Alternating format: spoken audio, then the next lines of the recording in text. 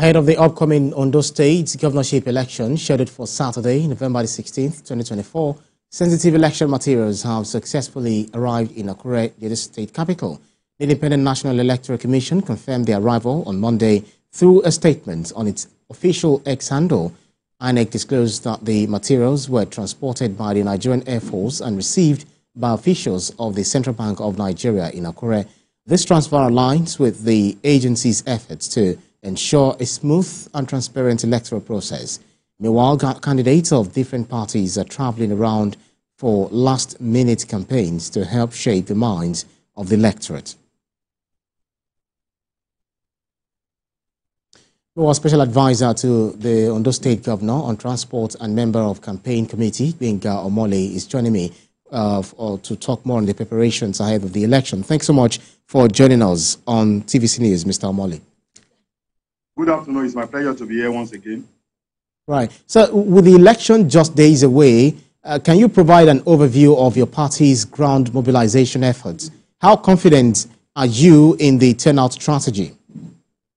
Yeah, thank you very much. I can beat my chest and say the All Progressive Congress and our candidate, Governor Lucky Orimisa, has done all the needful. We have crossed the T's and we have dotted the I's as in preparation for the election. In fact, as I'm talking to you now, the campaign in the last local government, which is the home local government of the governor, is going on in Nigeria local government. We have done 17 local government before now. Prior to now, we were in Owo yesterday, and the final local government rally is in Nigeria now, and where the grand finale of the campaign, where some of the national leaders and some of the APC governor will be in town, is tomorrow. We have done everything possible, everything in the books possible, legitimate to win this election. I was talking to somebody before this program that I've been around for a very long time. Since 1999, I've been an active participant in Ondo State politics, particularly the gubernatorial election. This is the first time when you enter Ondo State and you don't feel that there's going to be an election, because it's going to be an overall. There's the opposition are not even prepared. We can't see them. That's the truth of the matter. It's not because I'm APC. They are not just there. There's no opposition as far as I'm concerned in terms of, in terms of engagement of the people, in terms of canvassing for vote. We don't see them anywhere. So it's just like, but then we are not taking anything for granted. We are not taking any chance. We are working assiduously because we want to make history. We want to set a new record. The last victory we had in 2020, we had like 51% victory. But this time around, we want to push it to like 80, 95% if it's possible, and that is doable. Yeah. Because we are prepared. I'm wondering how that is going to be achievable, because being the party in power, the opposition parties will always find it convenient to criticize the government, both at the local and the national level. How is your campaign managing to counter their narratives and criticisms effectively?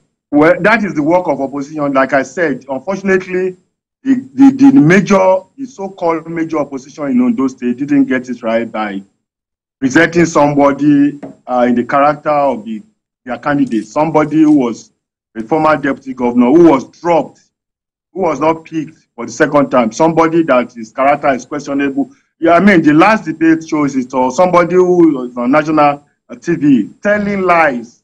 So, and the choice Ondo State people want to make is about making a choice between two former deputy governors. So it's going to be on their integrity, on their characters. And Ondo State people knows.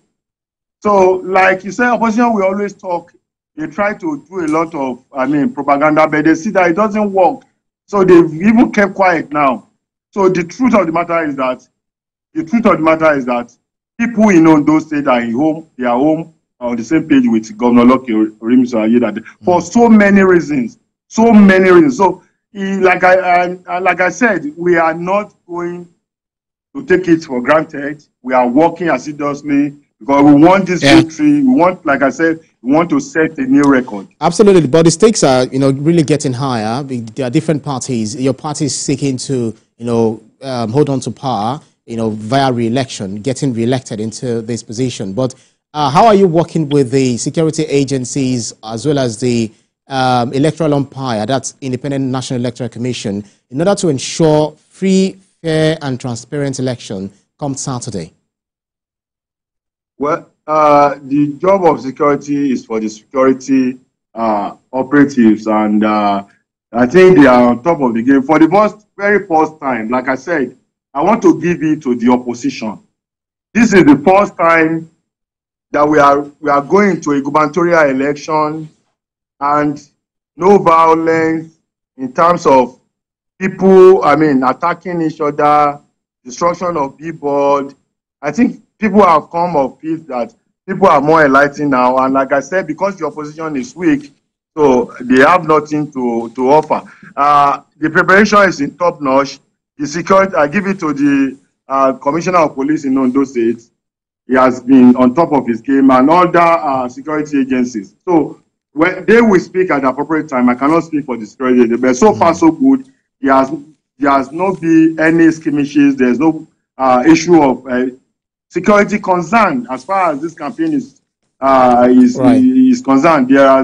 We've not heard of APC attacking PDP or PDP attacking APC member or SDP. The campaign has been smooth in all the 18 local governments, and I give it to the opposition for the very first time.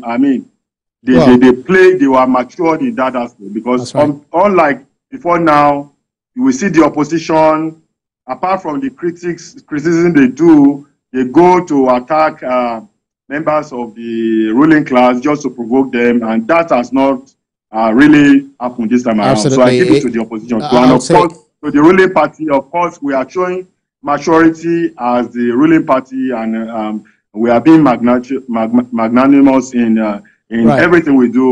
We've shown, our governor has shown leadership. Absolutely. And as a united Ondo State, we are facing this election as a united Ondo State. That's a good news to hear from you there, because what Nigerians actually want, particularly you are a journalist, Ondo residents, find out yourself. Right, that's exactly what they want: free and fair election. Because it doesn't have to be about violence, it has to be peaceful. Thank you so much for speaking with us. Special Advisor to Ondo State Governor on Transport and member of Campaign Committee, Benga Omoli. The pleasure is mine. Thank you. Now, moving on, the former governor of Kano State and the 2023 presidential candidate of the New Nigeria People's Party has attributed the country's problems to the greed of the political class.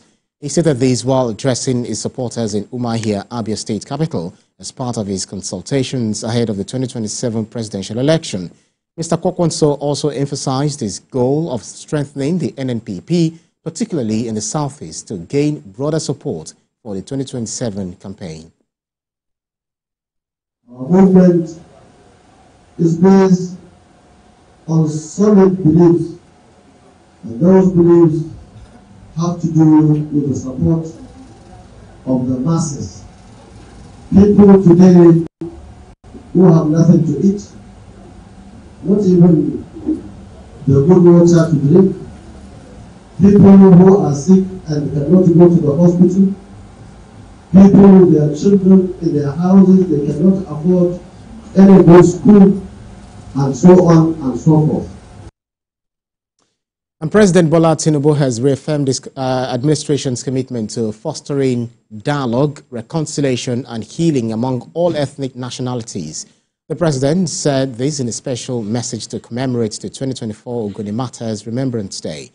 President Bola Tinubu also honored activist Ken Saro-Wiwa and 8 others, saying his government will address the historical grievances. Recall that the administration of the former head of state, Sani Abacha, executed Saro-Wiwa, another activist, in 1995 after they were accused of murder. An Independent Petroleum Marketers Association of Nigeria has secured an agreement with Dangote Refinery to lift products daily. IPMAN National President Abubakar Garima announced this in Abuja after a meeting of the National Working Committee of the association. He said the partnership will ensure steady and affordable supply of PMS products nationwide. Mr. Garima expressed confidence that negotiations with Dangote would yield lower rates. Dangote Refineries has obliged IPMAN to lift PMS, AGO, and DPK directly for onward supply to IPMAN depots and retail outlets.